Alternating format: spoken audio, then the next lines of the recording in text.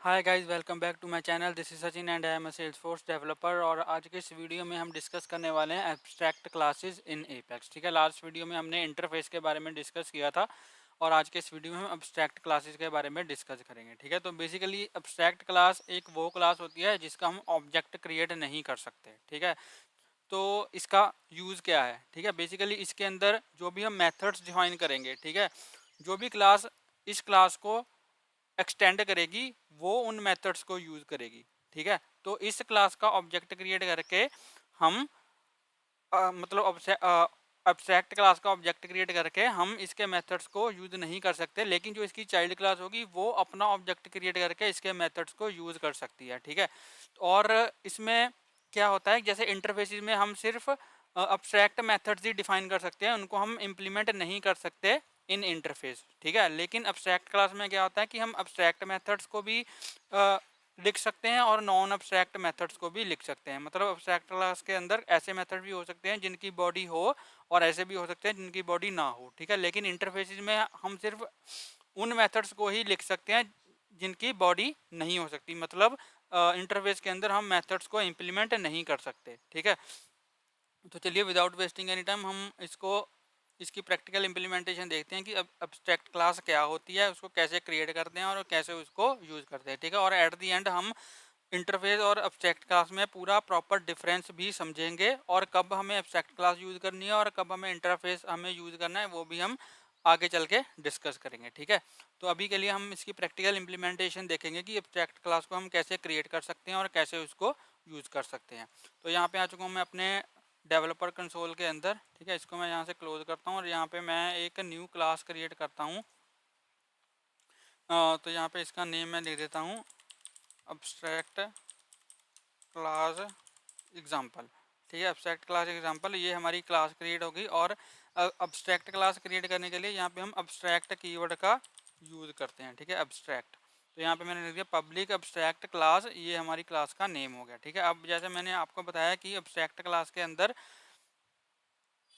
Abstract class के अंदर non abstract method और अब्स्ट्रैक्ट मेथड दोनों हो सकते हैं। ठीक है, तो यहाँ पे मैंने लेट से यहाँ पे मैं लेता हूँ पब्लिक वॉइड, लेट सपोज ऐसे ही लिख देते हैं। ठीक है, लेट सपोज मेथड 1। ठीक है, तो लेट से ये हमारा अब्स्ट्रैक्ट मेथड हो गया। ठीक है, क्योंकि इसकी मैंने यहाँ पे देखो, यहाँ पे मैंने कोई भी इम्प्लीमेंटेशन नहीं लिखी है। ठीक है, ठीक है गाइस, तो यहाँ पे अगर हमें मेथड की इम्प्लीमेंटेशन यहाँ पे नहीं करनी, ठीक है, अब्स्ट्रैक्ट क्लास के अंदर अगर हमें मेथड की इम्प्लीमेंटेशन नहीं करनी, दैट मीन्स कि ये एक अब्स्ट्रैक्ट मेथड है। ठीक है, तो अब्स्ट्रैक्ट मेथड बनाने के लिए हमें यहाँ पे अब्स्ट्रैक्ट कीवर्ड का यहाँ पे यूज़ करना पड़ेगा। ठीक है, और ऐसे ही हम नॉन अब्स्ट्रैक्ट मेथड भी यहाँ पे बना सकते हैं अब्स्ट्रैक्ट क्लास के अंदर। तो यहाँ पे मैं एक बना देता हूँ पब्लिक वॉइड मेथड 2। ठीक है, जिसकी यहाँ पे हम इम्प्लीमेंटेशन दे देते हैं। तो यहाँ पे लिखूँगा सिस्टम डॉट डीबग और यहाँ पे मैं लिख देता हूँ दिस इज, यहाँ पे लिख देता हूँ this is method 2 of abstract class. ठीक है, और इसको यहाँ पे हम सेव कर देते हैं। ठीक है जी, तो यहाँ पे हमारा जो कोड है यहाँ पे सेव हो चुका है और इसमें कोई भी एरर नहीं है। तो जैसे आप देख पा रहे हो कि यहाँ पे अब्स्ट्रैक्ट क्लास के अंदर हम अब्स्ट्रैक्ट मेथड और नॉन अब्स्ट्रैक्ट मेथड दोनों ही डिफाइन कर सकते हैं। ठीक है, लेकिन इंटरफेस के अंदर हम डिफाइन नहीं कर सकते। ठीक है, ये हमने लास्ट वीडियो में देखा था। तो यहाँ पे हम क्या करते हैं, इसको यहाँ पे मैं सेव कर देता हूँ।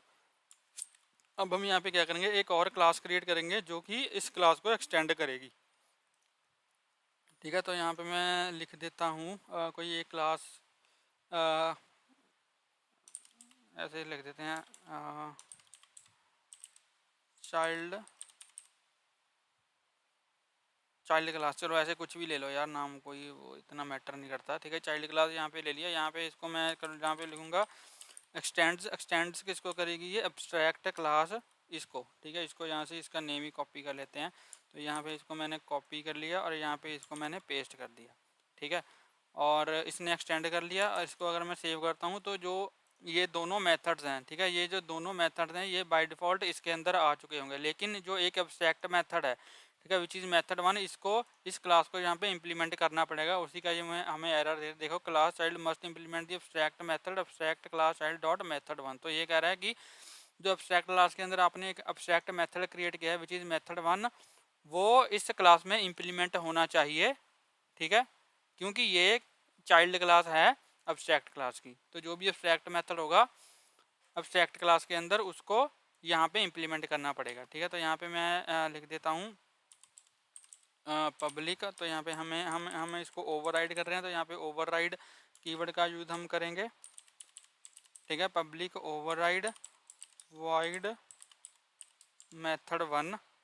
ठीक है, और यहाँ पे मैं लिख देता हूँ सिस्टम डॉट डीबग, और यहाँ पे हम लिख देते हैं दिस इज द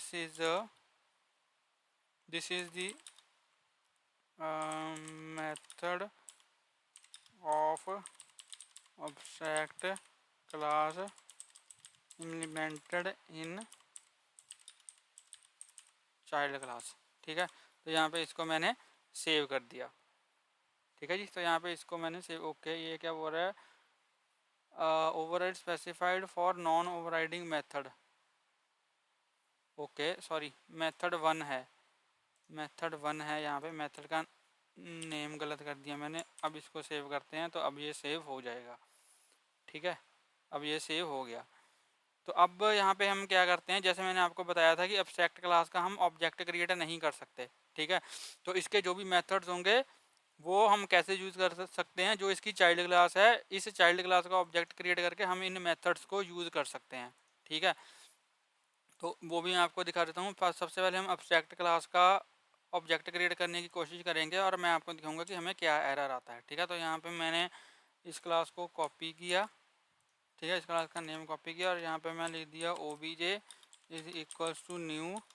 ठीक है, फिर से इस क्लास का नेम क्रिएट किया और यहाँ पे अगर मैं लिखूँ, ठीक है, obj डॉट जो इस क्लास के अंदर मेथड इम्प्लीमेंटेड है विच इज़ मेथड 2, अगर मैं इसको यहाँ से कॉल करूँ, ठीक है, इसको यहाँ से कॉल करूँ तो ये हमें एरर देगा। ठीक है, क्या एरर देगा, इसको एग्जीक्यूट करके देखते हैं। इसको मैंने देखो एग्जीक्यूट किया तो ये बोला abstract class can not be constructed. ठीक है, मतलब हम एब्स्ट्रैक्ट क्लास का ऑब्जेक्ट क्रिएट नहीं कर सकते। ठीक है, तो यहाँ पे मैं क्या करूँगा, जो चाइल्ड क्लास है इसका यहाँ पे ऑब्जेक्ट क्रिएट करूँगा।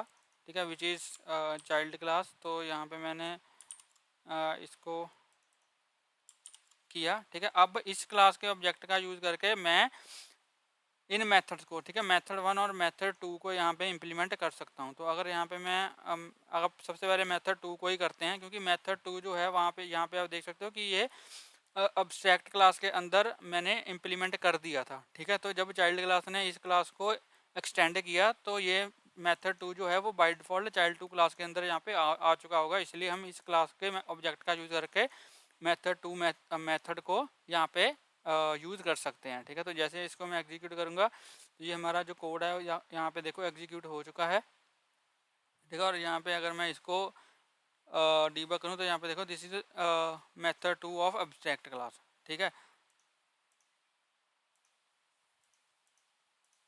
सॉरी, ओके,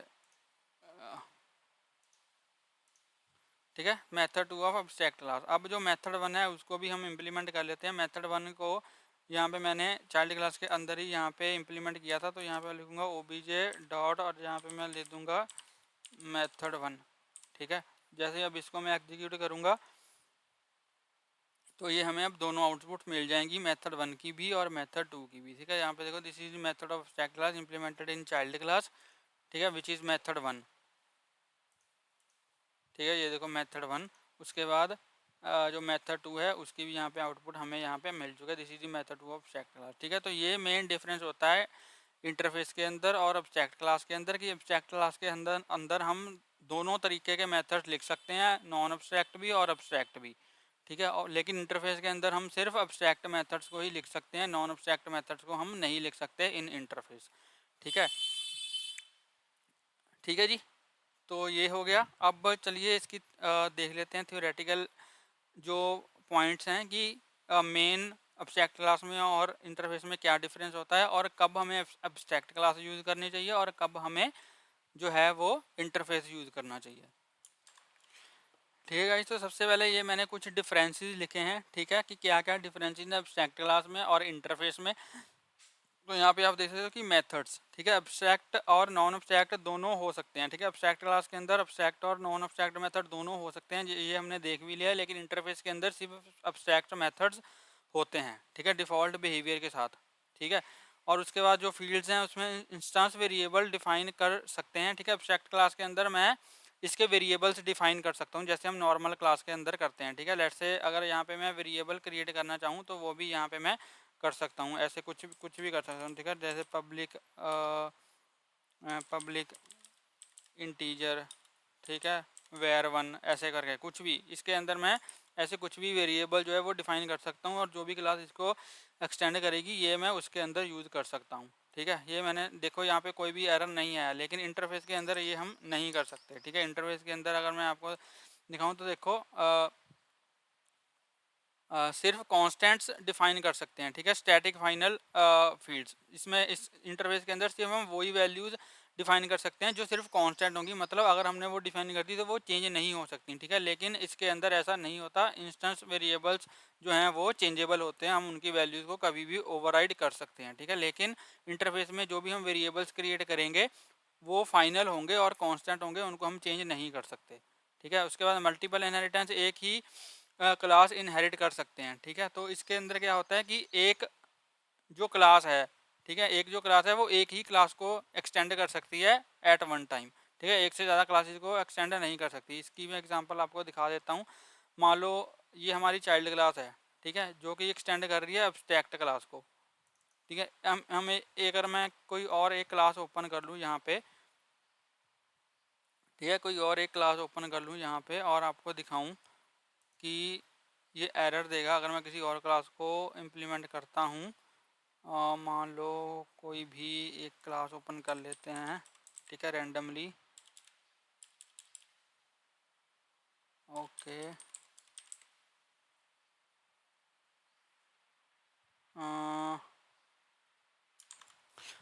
ओके चलो, एक काम करते हैं, एक ऐसी ही क्लास क्रिएट कर लेते हैं, ठीक है। लेट्स से डमी क्लास, ठीक है, ये हमने एक क्लास क्रिएट कर ली। अब अगर मैं एक्सटेंड यहाँ पे एक डमी क्लास भी एक्सटेंड कर दूँ, ठीक है, तो ये हमें एरर दे देगा, ठीक है। अगर इसको मैंने कॉपी किया और यहाँ पे मैंने कॉमा डाल के अगर डमी क्लास को यहाँ पे एक्सटेंड कर दिया और अगर इसको मैंने सेव किया तो ये इसने हमें एरर दे दिया, देखो, ठीक है। Class child class must implement दी एब्स्ट्रैक्ट मेथड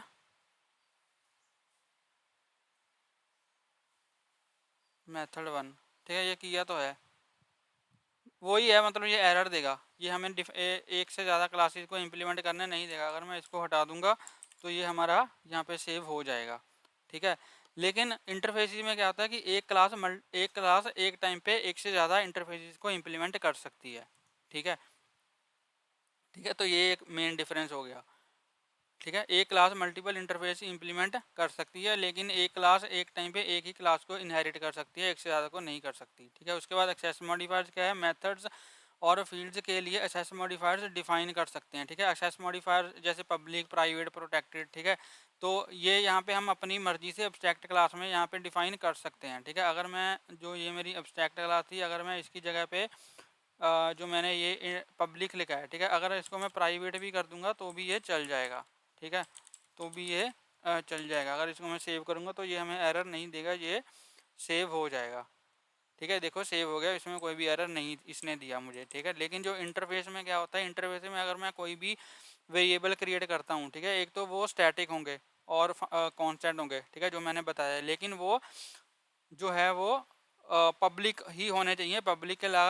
पब्लिक के अलावा अगर मैं उसको प्राइवेट या प्रोटेक्टेड करता हूँ तो वो मुझे एरर देगा, ठीक है। तो इसलिए मैं सिर्फ पब्लिक एक्सेस मॉडिफायर ही यूज़ कर सकता हूँ इन इंटरफेस, ठीक है। दूसरा क्या है, default implementation. Non abstract methods में डिफ़ॉल्ट इंप्लीमेंटेशन हो सकती है, ठीक है, ये हमने देख लिया कि एब्स्ट्रैक्ट क्लास में जो नॉन एब्स्ट्रैक्ट मेथड होगा उसको हम इंप्लीमेंट कर सकते हैं, ठीक है, लेकिन डिफ़ॉल्ट इंप्लीमेंटेशन अलाउड नहीं होती, ठीक है। इंटरफेस के अंदर जो मेथड्स की डिफ़ॉल्ट इंप्लीमेंटेशन है वो अलाउड नहीं होती, इंप्लीमेंटेशन सिर्फ उसकी चाइल्ड क्लास में ही जो है वो अलाउड होती है इन केस ऑफ इंटरफेस, ठीक है। तो ये तो मेन डिफरेंसेस हैं इन एब्स्ट्रैक्ट क्लास एंड इंटरफेस। आप इसका स्क्रीनशॉट ले लीजिए, ठीक है, ताकि आपको अच्छे से ये चीज़ें आप बाद में भी पढ़ पाओ, ठीक है। और इसको मैंने इंग्लिश में नहीं लिखा है, इसको मैंने सिंपल हिंदी में लिखा है ताकि समझने में आसानी हो, ठीक है। आप इसको बाद में अपने अकॉर्डिंग इंग्लिश में ट्रांसलेट कर सकते हो, ठीक है। उसके बाद अब्स्ट्रैक्ट क्लास हमें कब यूज़ करनी है, ठीक है। कॉमन बेस क्लास, जब आपको एक कॉमन बेस क्लास चाहिए जिसमें कुछ मेथड्स इंप्लीमेंटेड हों और कुछ मेथड सब क्लास को इंप्लीमेंट करने हो, ठीक है। तो अगर आपकी ऐसी कुछ रिक्वायरमेंट है